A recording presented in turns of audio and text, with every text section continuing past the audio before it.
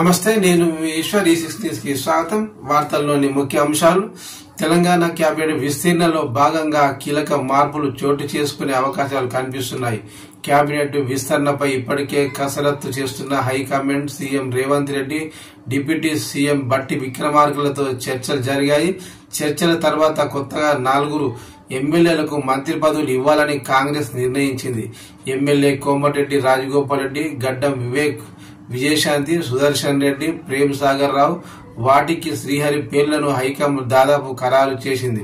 ఇందులో 4 వ్యక్తులకు మంత్రి పదవి, 2 వ్యక్తులకు డిప్యూటీ స్పీకర్, చీఫ్ విప్ పదవులు ఇవ్వాలని నిర్ణయించినట్లు తెలుస్తోంది. ఈ లిస్టులో రాజగోపాల్ రెడ్డి, వివేక్ వెంకటస్వామి పేర్లు మంత్రులుగా దాదాపు ఖరారు అయినట్లు తెలుస్తోంది.